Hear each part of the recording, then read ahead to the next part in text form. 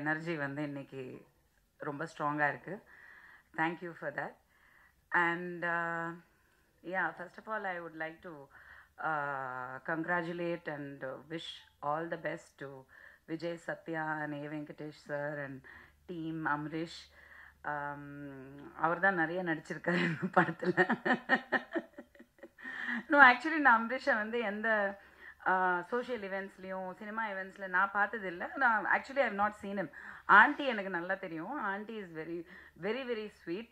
எங்கே பார்த்தாலும் எப்போ பார்த்தாலும் ஆப்வியஸ்லி அப்பா அம்மா காலத்துலேருந்து they've been family friends. So aunty ரொம்ப நல்லா பேசுவாங்க. But I've never seen him. நான் இன்னைக்கு பார்த்துட்டு தான் ஐ மீன் லைக் எனக்கே நான் கேட்டேன், இப்போ தான் கேட்டேன், ஏன் நீ வந்து எந்த ஃபங்க்ஷனுக்கும் you are not coming and என்ன தெரியல. he said that was cute. Anyway, lovely music and I think all the songs are very big hits. So congratulations to that. இந்த படம் பொறுத்த வரைக்கும் சாரோட நான் ஏ வெங்கடேஷ் சாரோட நிறைய பேருக்கு தெரியாத விஷயம், நான் ஃபஸ்ட்டு ஒரு கம்பேக் பண்ணோம் நடிக்க வரணும்னு சொல்லிட்டு இப்போது நான் ரீசெண்டாக பிக் பாஸ்க்கு வந்து அதுக்கப்புறம் வர்றது மட்டும்தான் எல்லாருக்கும் தெரியும்.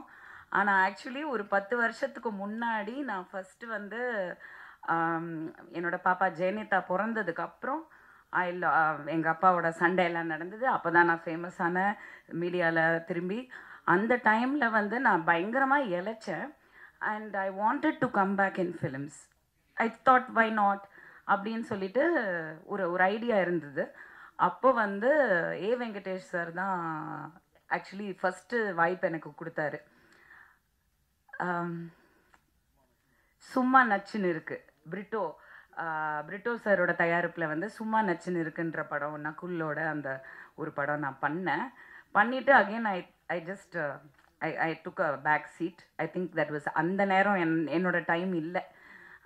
ஐ didn't want to continue. But சாரோட நான் ஃபஸ்ட் டைம் ஒர்க் பண்ணேன். Seriously I'm telling you, he has been like, நான் சொல்கிறது வந்து 2010-11 நினைக்கிறேன். அந்த டைம்லேருந்து சார் வந்து நான் வந்து டைரக்டர் பி வாசு கிட்ட வந்து அசிஸ்டண்ட்டாக ஒர்க் பண்ண ஒரு ஆள். ஸோ ஒரு 10 படம் நான் வந்து ஒர்க் பண்ணியிருக்கேன் அவரோட. ஸோ அவரோட ஸ்பீடு, அவரோட அந்த தாட் ப்ராசஸ், அவரோட அந்த போல்டான ஒரு டெசிஷன்ஸ், அவரோட பெர்ஃபார்மன்ஸு, நான்லாம் வந்து ஒரு ரசிகையாக பார்த்துருக்கேன் டைரக்டரை. என்னோடய குரு, அவரை பார்த்து நான் வளர்ந்துருக்கேன், ஒரு ஆர்டிஸ்டாக வளர்ந்துருக்கேன். இன்றைக்கி எனக்கு பெர்ஃபார்ம் பண்ண முடியுது அப்படின்னா ஐ திங்க் டெஃபினெட்லி ஒரு டைரக்டர் லைக் பி வாசு கிட்ட ஒர்க் பண்ணது மட்டும்தான். நான் 4 படம் பண்ணேன். அந்த படத்தோட நான் அவ்வளோதான், I got married and settle down. But அந்த 4 படத்தை விட நான் ஒரு அசிஸ்டன்ட் டைரக்டராக ஒர்க் பண்ணது தான் இன்றைக்கும் எனக்கு சினிமாவுக்கு, ப்ரொடக்ஷனுக்கு, எல்லாத்துக்குமே ஹெல்ப் ஆகுது. அந்த விதத்தில் அந்த வரிசையில் பார்க்கும்போது கேஎஸ் ரவிக்குமார் சார், யூனோ தேர் சில டைரக்டர்ஸ் வந்து ஒரு ஹீரோவை விட ஒரு ஜாஸ்தி ஒரு பர்சோனா, ஒரு அவங்கக்குள்ள ஒரு தேஜஸ், அவங்கக்குள்ள ஒரு ஸ்பீடு, ஒரு நம்ம ரசிப்போம், ஒரு ஆர்டிஸ்டாக ரசிப்போம் இந்த டைரக்டரை. அந்த மாதிரி நான் ஒர்க் பண்ணதில் வந்து A Venkatesh sir is one of the ace directors. ரொம்ப அடக்கமான ஒரு you know down to earth person. யாருமே வந்து அவர் பந்தாவே பண்ணிக்க மாட்டார். அவர் அவ்வளோ ஸ்வீட். த்ரூ த இயர்ஸ் நான் இப்போ ஒரு 4 படம் ஒர்க் பண்ணிட்டேன் அவரோட. அண்ட் அவர் இந்த படத்துக்கு கூப்பிட்டப்போ ஒரு 2 days ஆக்சுவலி என்ன ஆச்சுன்னா, இங்கே இருக்க தேன்மொழி என்னோட அட்ரெஸ்ஸு, அவங்க மூலியமாக தான் இந்த மாதிரி ஒரு படம் எடுக்கிறாங்க. சார் வந்து என்னை கேட்டார், ஒரு 2-3 days தான் ஒர்க்கு, பட் ஒரு நல்ல ரோலு அப்படின்னு சொன்னாங்க. அப்புறம் எனக்கு காலே வரல. சம்திங் ஹேப்பன், யாரோ நடுவில் வந்து கேம் விளையாடிட்டாங்க ஆஸ் யூஷுவல். எனக்கு கால் வரல. எனக்கு வந்து சார் படம்னோன்னா நான் யாருக்கும் அந்த மாதிரி கால் பண்ண மாட்டேன். சார் படம்னோன்னா நான் வந்துட்டு நம்பர் வாங்கி ஸ்பெசிஃபிக்காக சாருக்கு கால் பண்ணேன். நான் சொன்னேன், சார் என்ன சார் நீங்கள் ஏதோ இந்த ஒரு கேரக்டர் ஏதோ நீங்கள் சொன்னீங்களா, அதுக்கப்புறம் என்னாச்சு சார்னோன்னா அவருக்கே தெரியல. அவர் சொன்னார், ஏம்மா உங்களை அப்ரோச் பண்ணாங்களாமே, நீங்கள் ரொம்ப பணம் கேட்டீங்களாமே. நான் சொன்னேன், சார் என்னை பற்றி கொஞ்சம் விசாரிச்சுட்டு பேசுங்க, நான் வந்து நிறைய பணம் கேட்டேன்னு சொன்னால் தயவு செஞ்சு நம்பாதீங்க அப்படின்னு. அப்படியா, சரி ஓகே நான் பேசுகிறேன். நான் சொன்னேன், சார் நீங்கள் எதுவுமே பேசாதீங்க, எப்போ ஷூட்டிங், எங்கள் லொக்கேஷன் மட்டும் சொல்லுங்கள், நீங்கள் என்ன கொடுத்தாலும் நான் வாங்கிக்கிறேன். ஆனால் உங்கள் படத்தில் நீங்கள் அந்த கேரக்டருக்கு கூப்பிட்டுட்டு நான் வராமல் இருக்க மாட்டேன் அப்படி சொல்லி நானாக லொக்கேஷன் போய் ஒர்க் பண்ண ஒரு படம்னா அது தில் ராஜா தான். அப்போ வந்து ஆக்சுவலி நான் how to call you Sathya ஒன்லினோ விஜய் சத்யா. ஸோ சத்யாவை நான் பார்த்தப்போ நான் ஏதோ ஒரு இவர் டைரக்டர்ஸை சொன்ன மாதிரி நான் சொன்னேன், நான் நினச்சேன் ஏதோ எனக்கு சிம்ரனோட ஹஸ்பண்ட் ஞாபகம் வந்தது. ஆக்சுவலி தீபக் தான் ஞாபகம் வந்தது. ஆக்சுவலி ஒரு younger version of Deepak, really you know, because அப்போத்துலேருந்து நான் பார்க்குறனால எனக்கு ஏதோ ஹிந்திக்கார பையன் போல இருக்கு, ஓகே அப்படின்னு நினச்சேன். பார்த்தா கோயம்புத்தூர், ஊட்டி, ஊட்டி பக்கா தமிழ். அந்த கலர்லாம் வந்துட்டு ஊட்டியோட அந்த இதனால வந்து colour, but very very very well behaved and very decent gentleman. அங்கே ஸ்பாட்லேயே எனக்கு தெரிஞ்சது his education, his knowledge and passion for cinema. Seriously இந்த விஷயம் நான் சொல்லி ஆகணும். இன்றைக்கி நான் ஒரு ப்ரொடியூசர், நானும் நான் வந்து Vanitha film productions. MGR, Sivaji, Rajini, Kamal was my 4th film. இப்போது ஒரு 5th ப்ரொடக்ஷன் போயிட்டுருக்கு. அந்த படம் வந்து கூடிய விரைவில் அக்டோபரில் வந்து அனௌன்ஸ்மெண்ட் வரும். உங்களை எல்லாரையும் அழைக்கணும். அது நான் அதனால் அதை பற்றி அதிகமாக பேசலை. பட் அதில் ஒரு சின்ன சஸ்பென்ஸ் இருக்குது. அது இத்தனை நாள் நான் சொல்லலை. Because of time is almost close. And இந்த மாதிரி பிரச்சனைகள் ஃபேஸ் பண்ணுறனால நான் வந்து இன்றைக்கி அதை பற்றி பேசி ஆகணும். நான் ஃபஸ்ட் டைம் நான் நினச்சே பார்க்கல. இத்தனை வருஷம் கழித்து நான் ஒரு அசிஸ்டன்ட் டைரக்டராக ஒர்க் பண்ணது உண்மை தான். அது பேஷன், கற்றுக்கணும் சினிமா, அவ்வளோதான். தவிர இன்றைக்கி நான் வந்து ஒரு டைரக்டராக பரிமாணம் எடுக்கிறேன் இந்த படத்து மூலியமாக. Production number 5. இந்த படத்தில் வந்து நான் ஃபேஸ் பண்ணது ஒரு டைரக்டராக, ஜோவிகா தான் ப்ரொடியூசர். ஸோ உங்களுக்கு புரியுதான்னு எனக்கு தெரில. ஆனால் ஒரு ஃபஸ்ட்டு படத்துலேயே வந்து எவ்வளோ சினிமாவை பற்றி கற்றுக்க முடியுமோ. ஏன்னா அந்த படத்தில் வந்து ஒரு 27-28 ஆர்டிஸ்ட் இருக்காங்க. எல்லாருமே சீனியர் ஆர்டிஸ்ட், எல்லாருமே பர்ஃபார்மர்ஸ், எல்லாருமே ஃபேமஸ் ஆர்டிஸ்ட். இத்தனை பேரை வச்சு நாங்கள் தாய்லாண்டில் ஒரு 70% கம்ப்ளீட் பண்ணி, இங்கே வந்து ஒரு 30% கம்ப்ளீட் பண்ணி இப்போ போஸ்ட் ப்ரொடக்ஷன் போயிட்டுருக்கு. வித் காட்ஸ் கிரேஸ் படம் முடிஞ்சது. ஆனால் ஒரு ஹீரோவோட சப்போர்ட் வந்து இந்த அளவுக்கு இருக்கணுங்க. Seriously I have to tell you. ஏன்னா நான் பார்த்தப்போ வெறும் ஹீரோவாக தான் பார்த்தேன். ஆனால் இந்த படத்தில் இன்றைக்கி ப்ரொடியூசரை தாண்டி வந்து நின்று ஒரு படத்தை வந்து நம்ம கொண்டு வரணும், இவ்வளோ எஃபர்ட் போட்டாச்சு, அதை கொண்டு வரணும், ரிலீஸ்க்கு கொண்டு வரணும். அதுக்கான என்னெல்லாம் பண்ண முடியும், யார்கிட்டெல்லாம் பேச முடியும், என்ன எஃபர்ட் எடுக்க முடியும், அந்த சின்சியரிட்டி, அந்த ஜென்யூனிட்டியே வந்து லைஃப்பில் வந்து நம்மளை வந்து எப்படினாலும் ஜெயிக்க வச்சிரும். அது ரொம்ப முக்கியம் சினிமாவில். அது இல்லாதனால தான் சினிமா அழிஞ்சிட்ருக்கு. பட் என்னன்னா இது எப்போவுமே நீடிக்கணும். சத்யா கரெக்டாக இவங்க பாம்பேலேருந்து வந்திருக்காங்க. She is Kannika. Hi, thank you for coming from Bombay like a south Indian girl. But remember one thing I am telling you today, be like this for ever.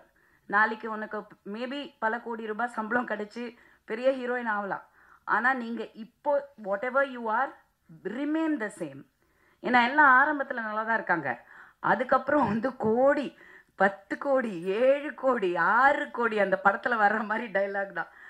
So அந்த விதத்தில் வந்து I wish Sathya all the best. I think he is performed very well and he looks like நிஜமாக வந்து ஒரு பெரிய commercial ஹீரோக்கான ஒரு look கண்டிப்பாக இருக்குது.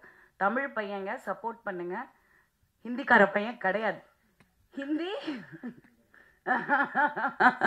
ஹிந்தி தெரியாது போடா சொல்லு அந்த மாதிரி. And I thank A Venkatesh sir and Amrish and K Rajan sir. நான் சொன்ன மாதிரி இந்த படத்தில் ஹீரோயின் வரல, லேடி ஆர்டிஸ்ட் வரலன்னா ஃபர்ஸ்ட் இவர் வந்துடுவார். சார் சப்ஸ்டிடியூட் நீங்கள் தான் சார், வேற என்ன சார், யார் சார் அட்ராக்ட் பண்ணுறது ஆடியன்ஸையும் ப்ரெஸ்ஸையும்? ஃபஸ்ட்டு நீங்கள், நெக்ஸ்ட்டு நான் ஒரு கொசுறு மாதிரி உங்கள் கூட வருவேன். நடித்தேனோ இல்லையோ நான் அங்கே இருப்பேன். ஸோ அந்த விதத்தில் நான் எப்போவுமே சொல்லுவேன், ஆடியோ ரிலீஸ் மேட்ஸ் நாங்கள் எல்லாமே எப்போவுமே ஆடியோ ரிலீஸில் மட்டும்தான் சந்திப்போம். இது ஒரு க்யூட்டான ஒரு ஸ்டோரியாக இருக்குது. ஆக்சுவலி ஒரு நல்ல line. Anyway I wish all the best. September 27th PVR Inox Pictures. It was actually something very intriguing. ஏன்னா PVRங்கிறது it is a very big brand, Inox. In fact, I think most of the theaters today is PVR Inox. எல்லாத்துலேயுமே அவங்க வந்து they have taken over. So அவ்வளோ பெரிய brand வந்து இந்த படத்தை release பண்ணதுன்னா, நான் படம் பார்க்கல பட் டப்பிங் பண்ணேன். So I seen the gist of the film and நாங்கள் ஒர்க் பண்ணும் போது கிளைமேக்ஸ்லாம் நடந்தது.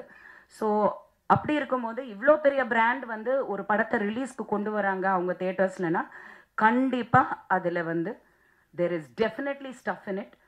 100% தியேட்டர்ஸில் போய் பாப்கார்ன் வாங்கிட்டு படம் பார்ப்போம். And I wish the team all the best. Thank you. Good evening, everybody. And it's really, really exciting to be here. Thank you. Vanakkam. So, yeah, it's really nice and exciting to be here. I was actually sitting there and preparing, okay, if they'll call me, what will I say? Because I actually didn't understand one single word you all were speaking, and I was like, yeah, oh, they all are praising also. And Sir to has spoken a lot. I was like, oh, what all has he mentioned? Okay, so we are here to give a major shout out to Dil Raja, Mr. Vijay Satya, Mr. A. Venkatesh, the entire team, and I can already see that the movie has great potential because the people in it are amazing, superbly talented. The songs you have seen are already trending. So let's give it a shout out, and this night is about this only. And yeah, all the best. Thank you so much for having me. நன்றி. எல்லாருக்கும் வணக்கம். இன்னைக்கு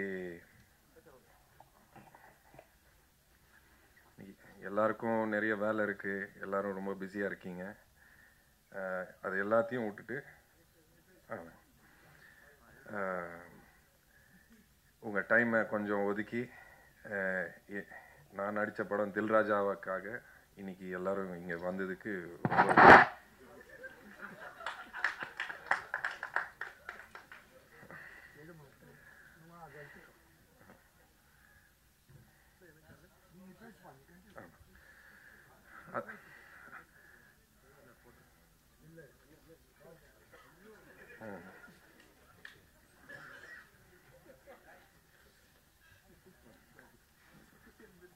ரொம்ப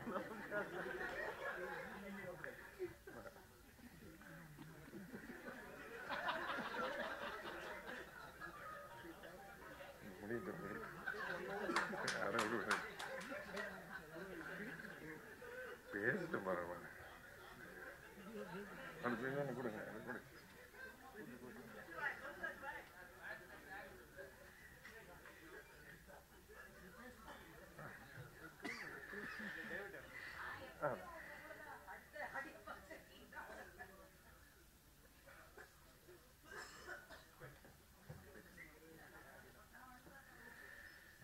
சரி, okay. அண்ணனுக்கு ஒரு பெரிய நன்றி வந்து என்னை வாழ்த்ததுக்கு. ஸோ எல்லாரோட சப்போர்ட் எனக்கு கண்டிப்பாக வேணும். ரொம்ப நாளாக போராடிட்டு இருக்கேன், எல்லாருக்கும் தெரியும். இந்த படம் கண்டிப்பாக ஒரு ரொம்ப அருமையான படம், நல்ல படம். எல்லோரும் ரொம்ப ரசித்து வேலை செஞ்சு இந்த அளவுக்கு வந்திருக்கோம். ஸோ உங்ககிட்ட ரிக்வெஸ்ட் தான் பண்ண முடியும். இந்த படத்தை எந்த அளவுக்கு சப்போர்ட் பண்ணி எல்லா இடத்துலையும் கொண்டு போய் சேர்க்க முடியுமோ சேர்த்துக்கோங்க. என்னையும் கொஞ்சம் சப்போர்ட் பண்ணுங்க. நன்றி, வணக்கம். எல்லோருக்கும் வணக்கம். மேடையில் இருக்கும் பெரியோர்களுக்கு வணக்கம், வந்த பத்திரிகை நண்பர்களுக்கு வணக்கம். ரொம்ப ரொம்ப ரொம்ப சந்தோஷமாக இருக்குது. ஃபஸ்ட்டு உங்கள் எல்லாரையும் இப்படி பார்க்கும்போது, தனித்தனியாக இல்லை, எல்லாரையும் ஒன்றா சேர்த்து இப்படி பார்க்கும்போது அது ஒரு பெரிய சந்தோஷத்தை தருது. Okay, anyway, good evening to one and all. தில் ராஜா இந்த படத்துக்கு வந்து மியூசிக் டைரக்டராக மட்டும் இல்லாமல் இன்னும் ஒரு அடிஷ்னல் ஒரு விஷயத்த இங்கே சொல்கிறாங்க. இதுக்கு மேலே அதுக்கப்புறம் நடிப்பேனா என்னன்னு தெரியாது. இந்த ஒரு பாட்டு ஏன் பண்ண அப்படின்ற ஒரு ரீசன் என்னன்னு நான் அதோட ஸ்டார்ட் பண்ணிக்கிறேன். படம்லாம் முடிஞ்சிடுச்சு, ஒரு இன்ட்ரோ சாங் இருந்தால் நல்லாயிருக்கும் அப்படின்னு சொல்லி எதிர்பார்த்தாங்க. சரி, ரைட்டு, நல்லா என்ன மாதிரி வேணும் அப்படின்னும் போது ஒரு நல்ல ஒரு ஆக்ஷன், ஒரு மாஸ் சாங் வேணும். அப்புறம் நானும் டைரக்டர் சார், ஹீரோ எல்லோரும் கலந்து பேசி இது எப்படி பண்ணலாம் அப்படின்னும் போது ஒரு கொஞ்சம் ஹியூமர் இருக்குன்னா நல்லாயிருக்கும். ஹியூமர்னால் யார் சார், நம்ம அந்த படத்தில் அந்த விஜய் டிவி அவங்கெல்லாம் வச்சு பண்ணுறீங்களா அப்படிதான், அப்படியே கொஞ்சம் கொஞ்சம் நவுத்தி போவாங்கள்ல, அப்படியே நெருக்கும் போது சரி ஓகே, ஏதோ ஒரு நல்ல கண்டென்ட்டாக எடுத்து பண்ணால் நல்லாயிருக்கும். வந்து ஜஸ்ட் ஒரு சாங்காக இல்லாமல் இருக்குதுனா இல்லையா அப்படின்னு நினைக்கும் போது ஒரு காமெடி எலிமெண்ட் என்ன பண்ணலாம் அப்படின்னு சொல்லி யோசிச்சுட்டு இருக்கும் போது ஒன்று கிடச்சிது. சரி சார், இப்போ இது யார் சார் பண்ண போகிறா அப்படின்னு ஹியூமராக காமெடியாக யாராவது கிடைச்சா பார்ப்போம். லாஸ்ட்டாக எண்டில் ஒரு சாமியார் கெட்டப்புக்கு ஒருத்தன் தேவைப்பட்டான்.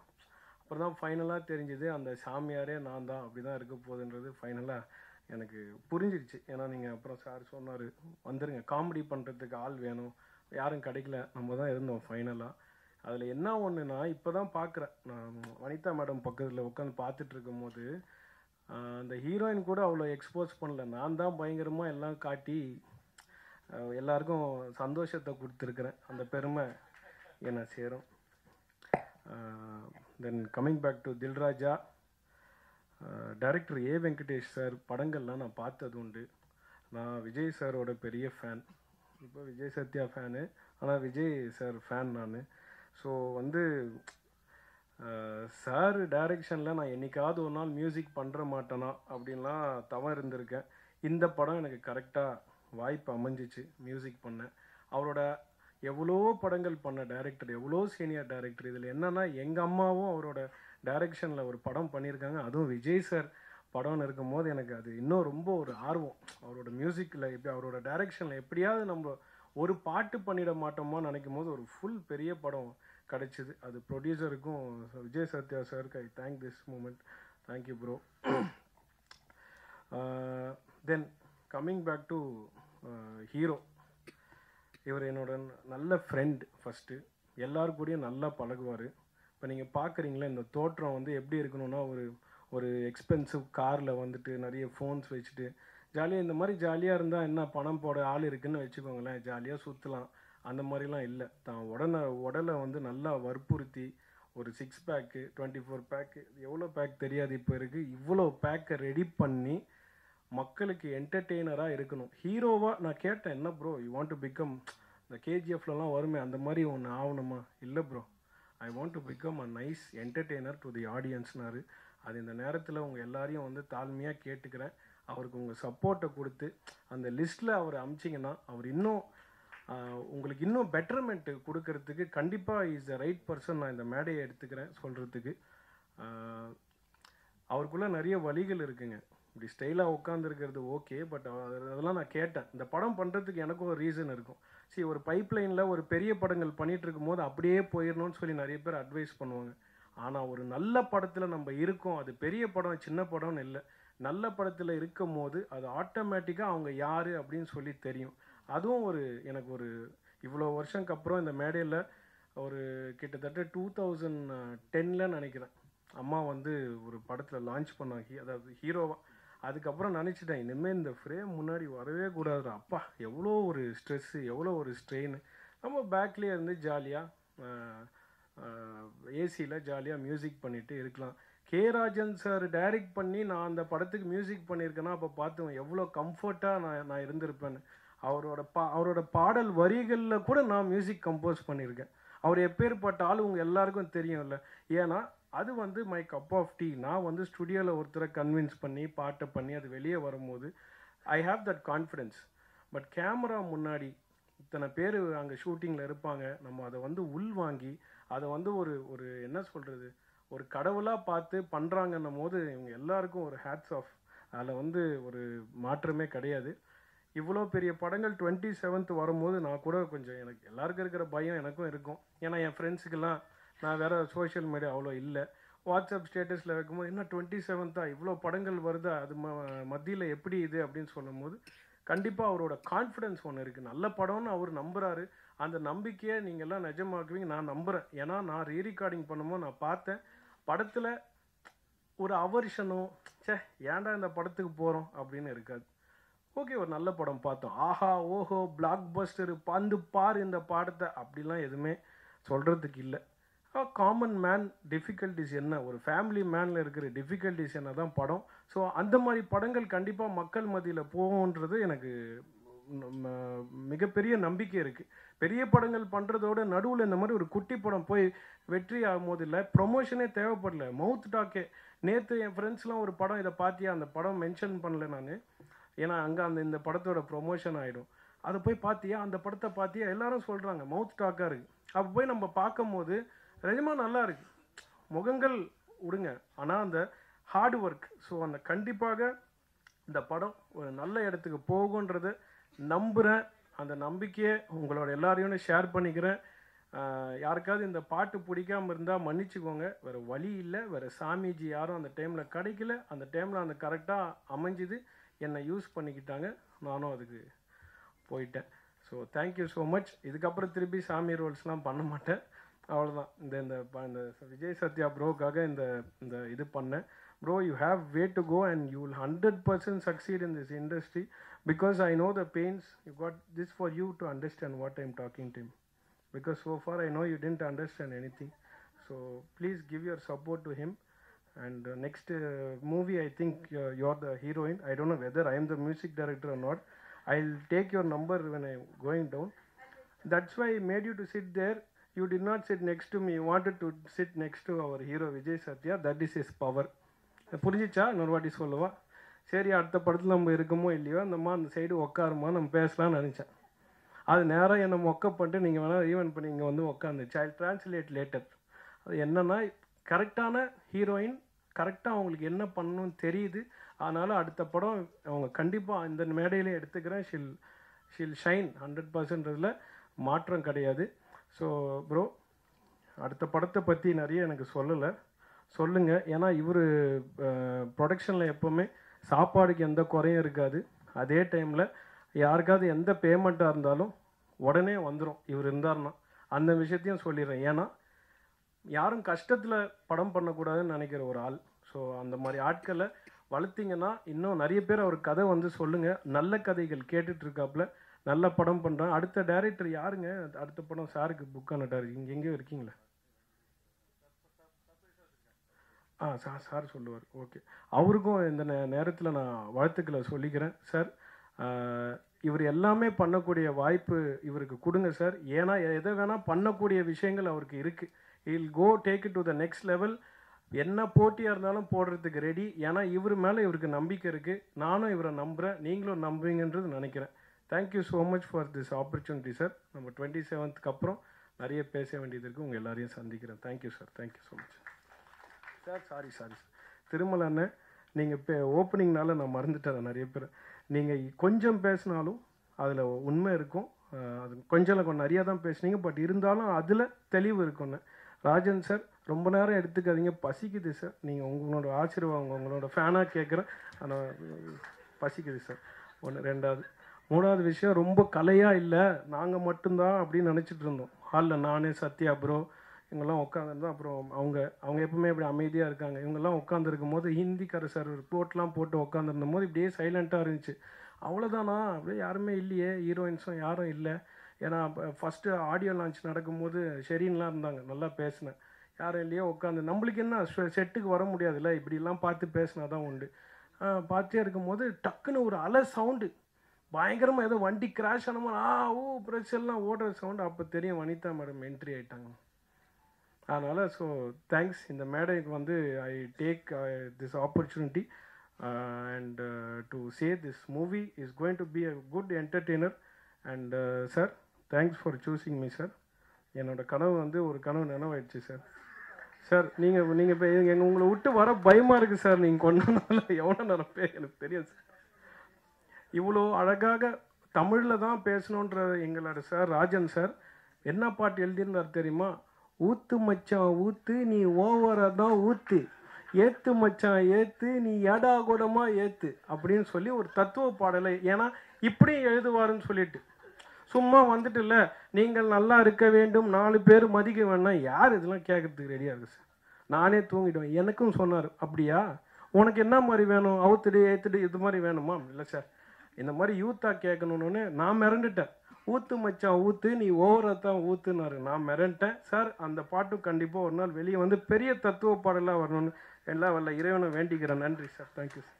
மரியாதைக்கும் உரிய தில் ராஜா படத்தை வாழ்த்த வந்திருக்கிற நல்ல உள்ளம் கொண்ட ஆருயிர் சகோதரர்களே, மேடையிலே அமர்ந்து படத்தை பற்றி விவரங்களை கூறி இந்த படம் வெற்றி பெறும், சத்யா வெற்றி பெறுவார் என உளம் நிறைந்து வாழ்த்திய என் அன்பு சகோதரர்களே, அப்பாவோட சண்டை போட்டு ஃபேமஸான வனிதா விஜயகுமார் அவர்களே, நீதான் சொன்ன. அதான் அது தெரியும், எல்லாரும் தெரியும். ஓகே, அதுக்கு தான் நீ சண்டையை போடுறது. நவீன கால பிரேமானந்தா, அருமை தம்பி அம்பரீஷ் அவர்களே, அவனுக்கு ஏதாவது சம்பளம் கொடுத்திருந்தா அதை வாங்கிடு. அவன் அனுபவிச்ச மாதிரி அந்த படத்தில் யாருமே அனுபவிக்கல. அவன் ஓவரா பேசிட்டு என்ன அடக்கமா பேச சொல்றான்.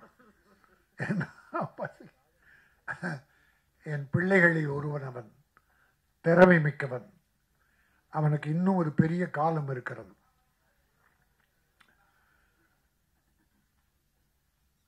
ஹீரோயினி 2 பேரை பத்தி பேசினாங்க. ஒரு ஹீரோயினி நாம் எல்லாரும் சேர்த்து சுருட்டி கட்டி பாம்பேக்கு தூக்கி எறிஞ்சிட்டோம். அதை கொண்டாந்து அதுக்கு இந்த படத்தில் போட்டீங்க.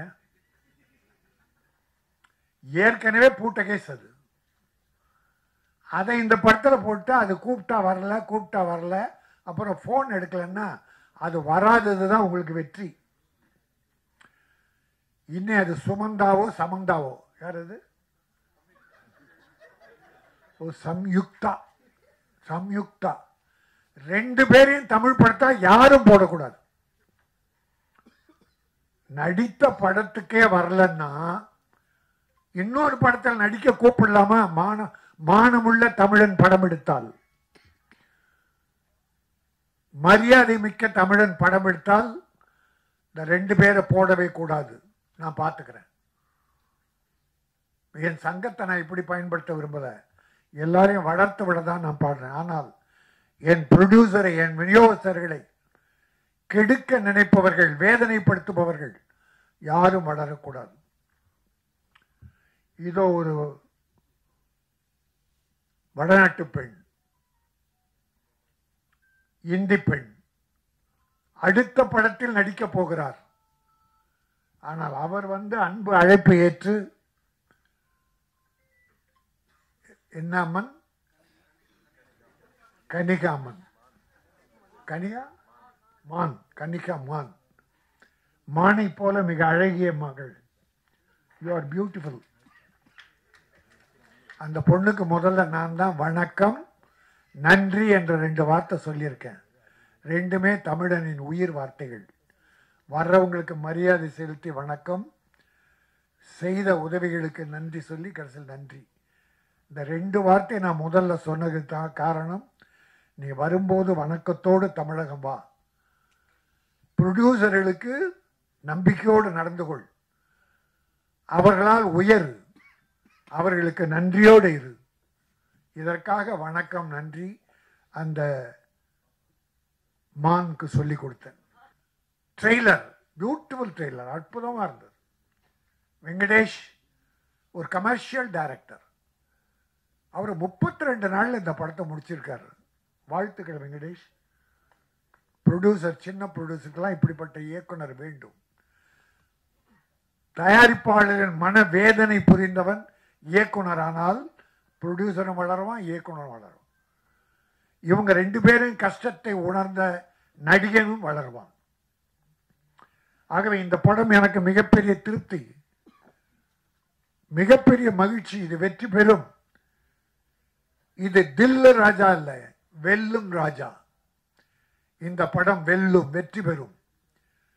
அது மட்டுமல்ல, நம்முடைய சத்யா ஒரு ஆண் அழகன், ஒரு தமிழ் மகன்,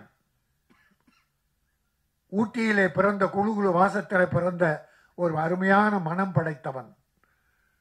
உடற்கட்டுகளை அற்புதமாக வைத்து ஒழுக்க நெறியோடு வாழ்ந்து கொண்டிருக்கிற ஒரு நல்ல மனம்.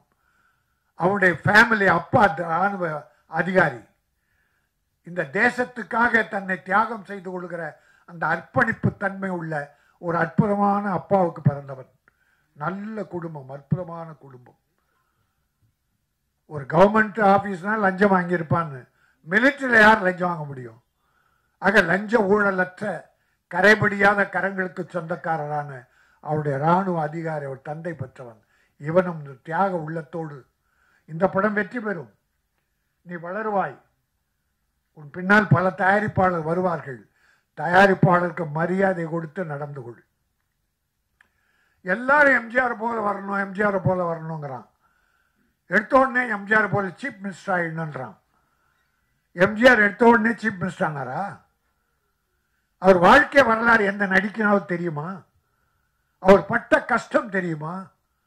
சாப்பாட்டுக்கு வழி இல்லாமல் சத்யா அம்மா, இதை இவனுடைய பெயரை கொண்டு அவங்க அம்மா சத்யா, அந்த அம்மா 2 பிள்ளைகளை வைத்து கொண்டு சாப்பாட்டுக்கு வழி இல்லாமல் அழுதுகிட்டு இருக்கும்போது பக்கத்து வீட்டில் இருக்கிற ஒரு அம்மா நொய்யை நொய் கொண்டு வந்து கொடுத்து அந்த நொய்யை கஞ்சியாக காய்ச்சி 2 குழந்தைகளுக்கு கொடுத்தாங்க.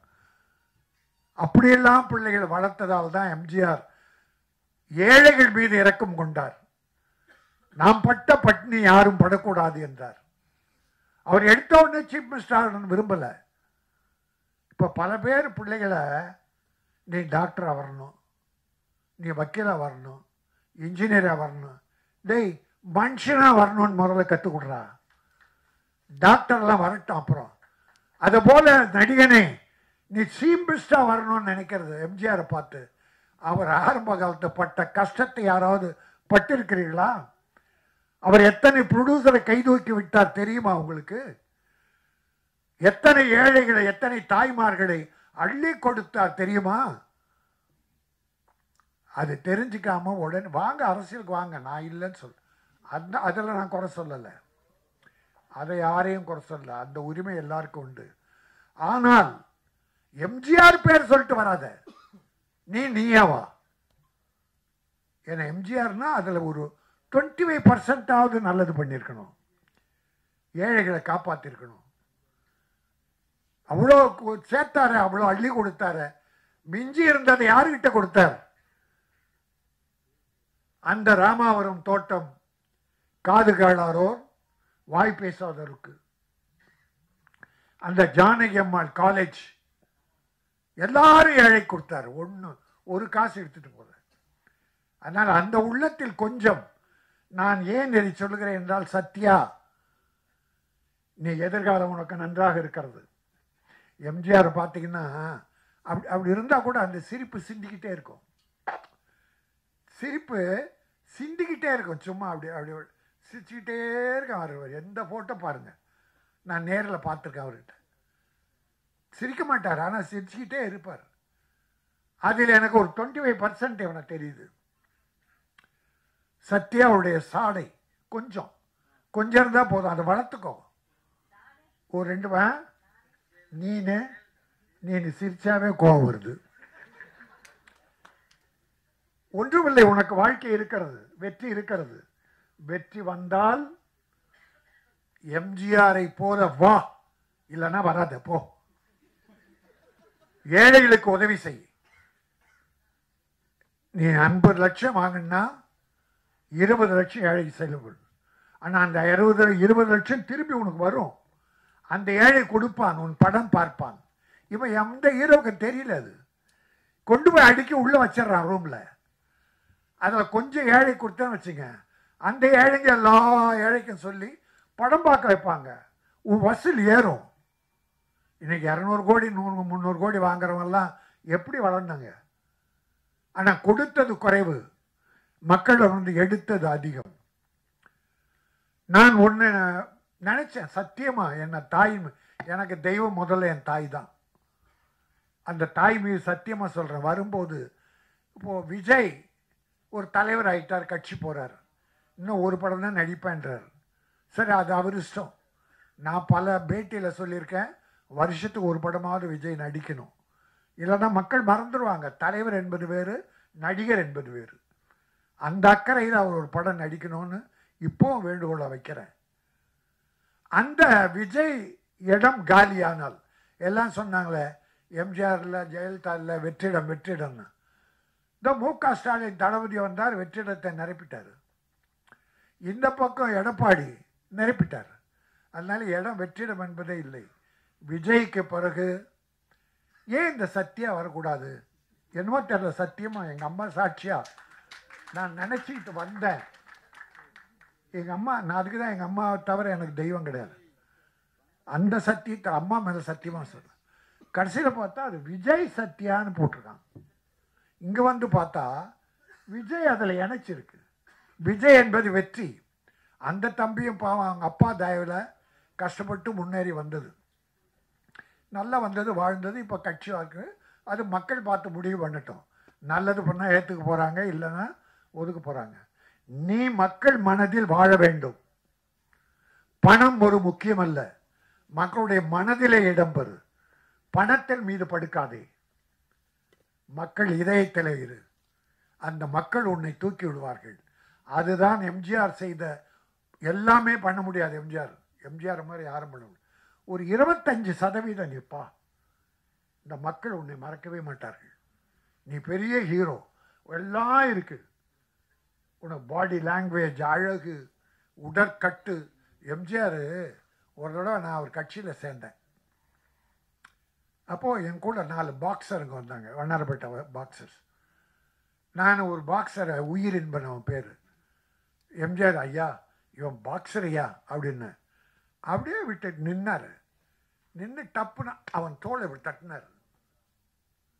பிறகு கையை பிடிச்சார், அப்படி ஒரு அழுத்தினார். ஏன்னா பாக்ஸர்னா இந்த ஷோல்டர், கை கை இரும்பு மாதிரி இருக்கும், ஷோல்டர் இரும்பு மாதிரி இருக்கும். பார்த்துட்டு ஓ வெரி குட், நல்லா பண்ணு அப்படின்னார். எம்ஜிஆர் சொன்ன உடனே அது சோதனை. அதுபோல் இவன் இந்த உடற்கட்டுகள் எல்லாம் இப்படிப்பட்ட பிள்ளைகள்லாம் அவர் வளர்த்து விடுவார். எம்ஜிஆர் அவர் உடம்பை நல்லா வச்சுக்கணும், எல்லாருக்குமே உதவி பண்ணுவார். அதனால் நான் சில வழிகளை சொல்லியிருக்கேன். ஒரு அப்துல் கலாம் சொன்னாங்க, ஒரு கேள்வி கேட்டாங்க, நீங்கள் செய்த சேவையிலேயே சாதனையிலே எது உயர்ந்தது? அணுகுண்டு வெடித்ததா, ஜனாதிபதியாக இருந்ததா, இல்லை விஞ்ஞான கண்டுபிடிப்புகளா, ராக்கெட் கண்டுபிடித்ததா? எல்லாம் கேட்கும்போது அவர் சொன்னார், இது எதுவுமே என்னுடைய சாதனையில் எனக்கு மகிழ்ச்சி தரலை. நான் ஹைதராபாத்தில் இருக்கிற மாற்றுத்திறனாளி குழந்தைகள், இந்த போலியோவில் அட்டாக் ஆகிய குழந்தைங்க நடக்க முடியாமல்ல, சின்ன சின்ன குழந்தைங்க, அந்த குழந்தைகள் ஒரு 3 கிலோ எடையுள்ள இரும்பு, இந்த உபகரணம் காலில் கட்டுவாங்க பாருங்க, அது நடக்கிறதுக்கு, அது அப்போ 2.5 கிலோ 3 கிலோ. அந்த குழந்தை அதையே இழுத்து தூக்க முடியாதான். அதை போய் பார்த்துட்டு வந்து பிளெயின் செய்கிற சில மெட்டீரியல்ஸ் லேஸாக இருக்குமா, ஆனால் உறுதியாக இருக்குமா, அதில் அந்த உபகரணம் செய்தார் காலில் நடக்கிறதுக்கு. அது 300-500 கிராமுக்குள்ள. அது ஒண்டிதான் நான் செய்ததிலே எனக்கு ஆத்ம திருப்தியை தருவதுன்னு அப்துல் கலாம் சொன்னார்.